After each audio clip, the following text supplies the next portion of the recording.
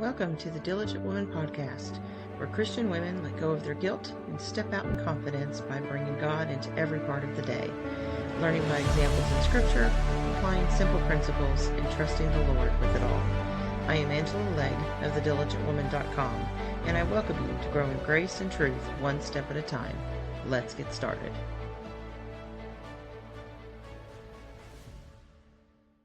Welcome back. Today, in episode 519, we begin Esther's cycle. We are looking at the prominent characters in the book of Esther.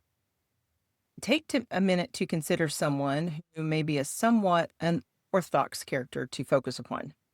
He's a key to our story, though. His choices set the stage for most of the events. We are talking about King Ahasuerus. King Ahasuerus is the king of Persia during the captivity of Judah. To put him in a timeline, let's say Nebuchadnezzar takes Jehoiakim and Jehoiachin as prisoners to Babylon in 597. Not at the same time, but one right after the other. They get taken into captivity in 597 BC. Later, while Zedekiah is king, Zedekiah rebels, and Nebuchadnezzar then goes to war against Zedekiah, which ends in those who were not killed in the war being taken to Babylon, according to 2 Chronicles 36:20, and that's in 586 BC. The temple is destroyed, and this includes the carrying away that impacted Daniel and his friends in Daniel 1.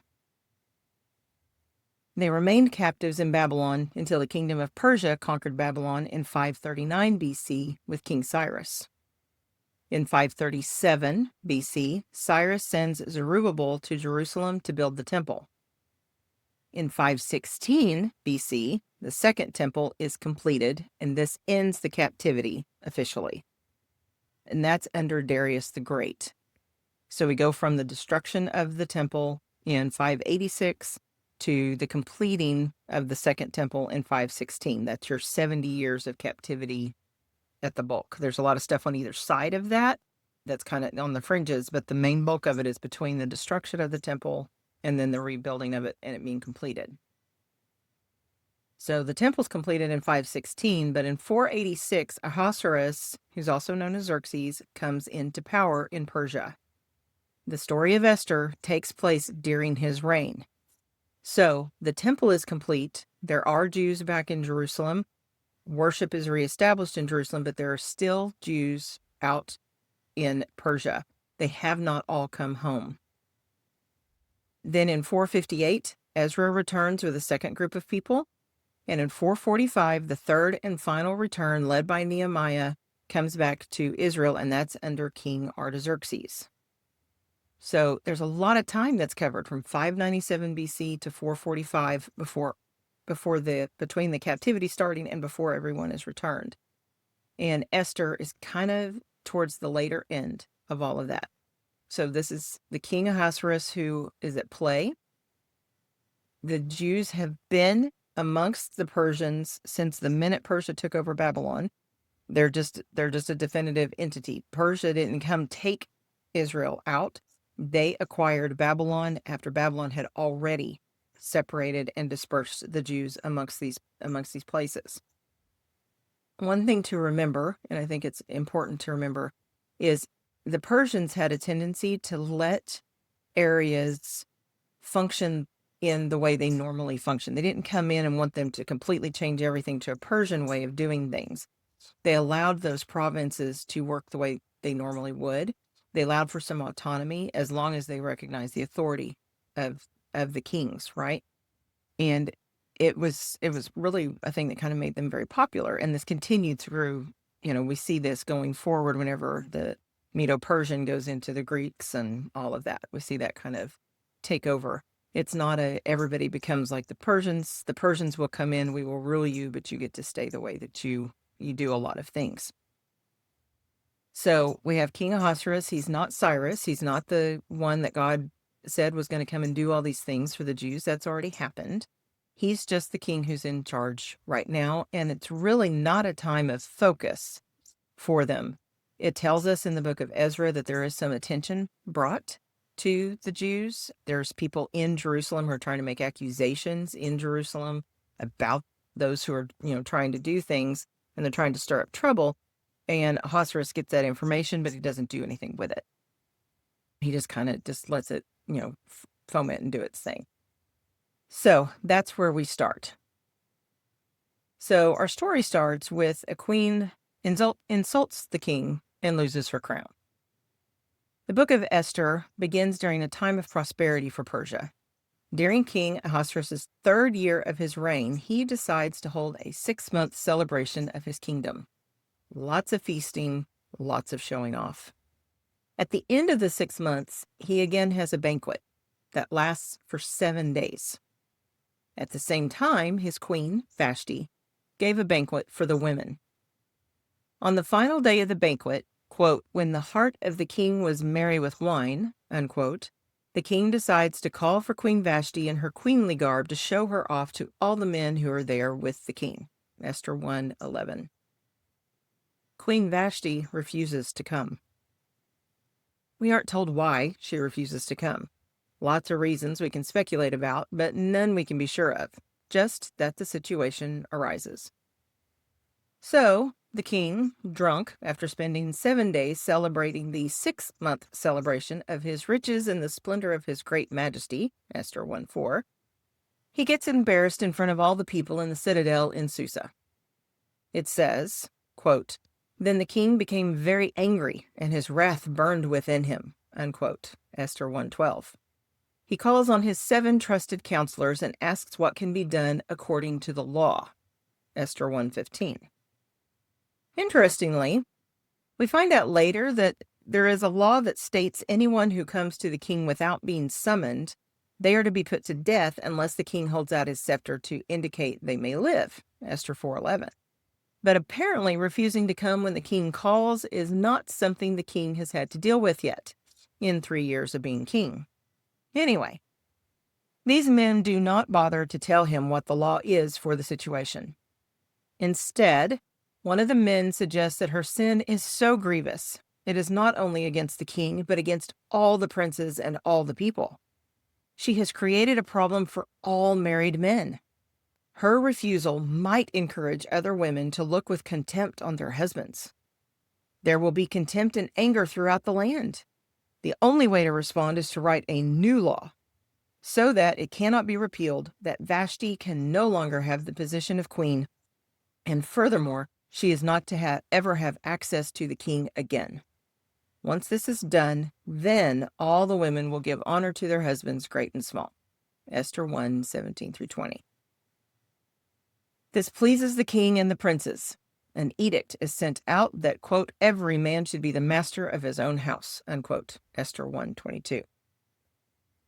I take note, that's not actually what the king asked for, but it satisfied the way he was feeling and the way that he'd been treated. So, a new queen is going to be found. But then, quote, after these things, when the anger of King Ahasuerus had subsided, he remembered Vashti and what she had done and what had been decreed against her, unquote.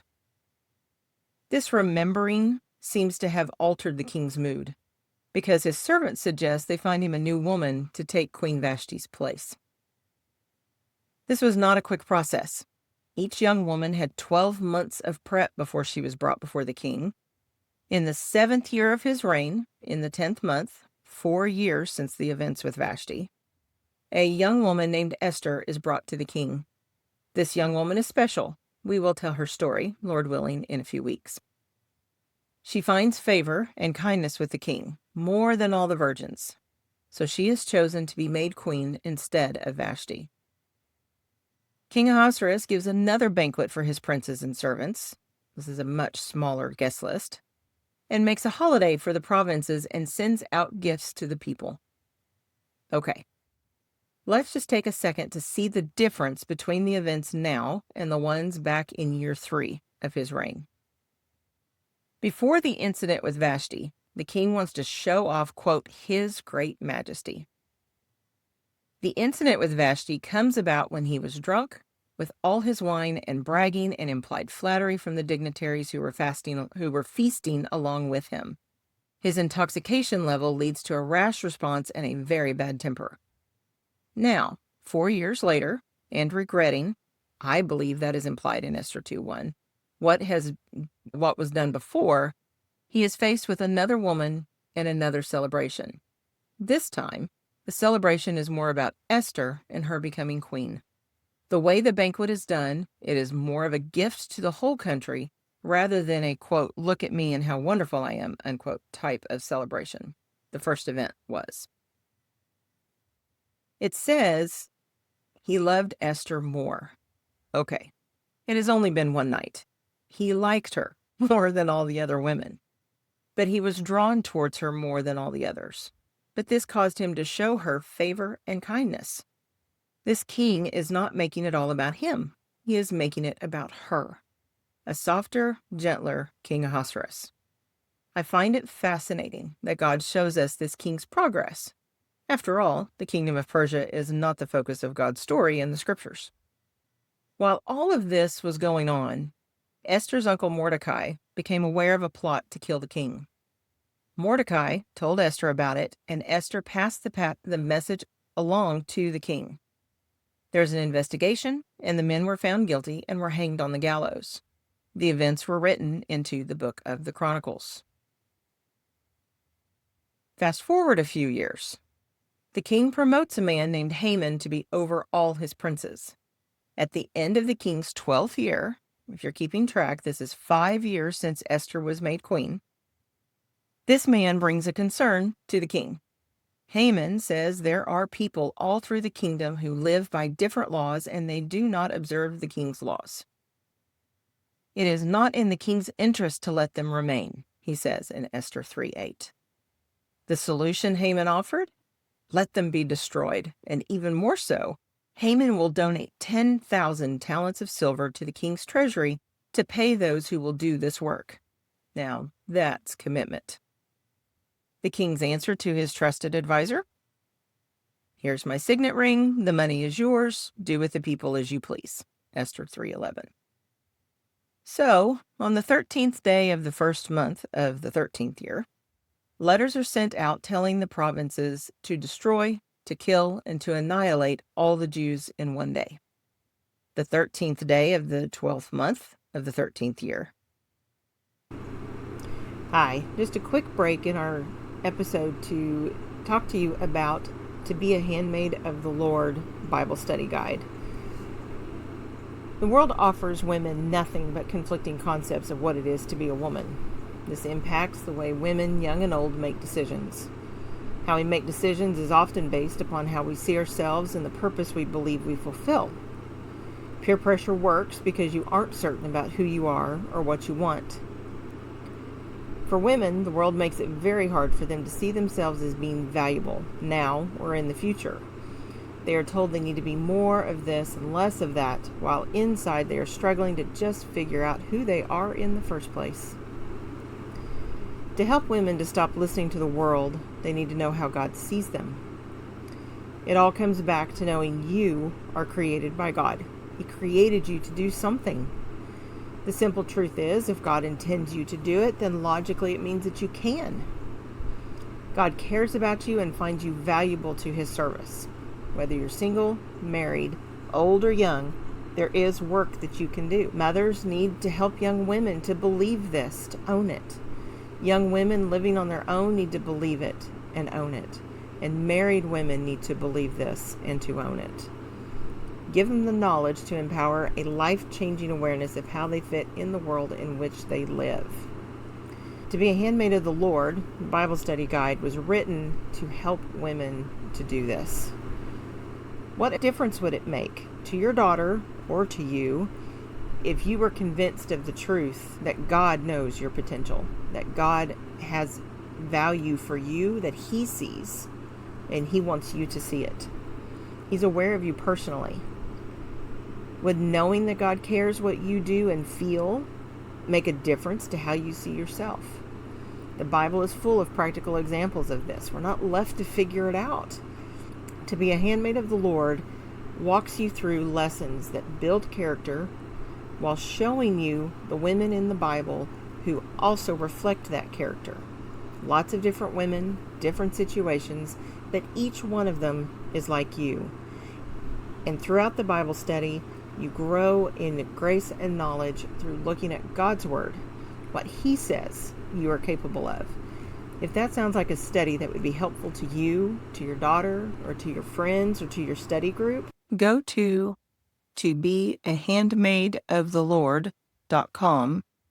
It's to be of the Lord, all spelled out, .com, to get your copy of Handmaid of the Lord and start studying today. Note, it is almost a year before the decree will take effect. It says that while the king and Haman sat down to drink, the city of Susa was in confusion. Going back to our timeline, the Jews have been granted quite a bit of leniency. They are allowed to go back to Israel. They are not seen as captive slaves anymore. Thus far in the book, the Jews seem to intermingle so well among the Persians that their nationality isn't even noticed. Esther was able to keep it to herself that she was a Jew.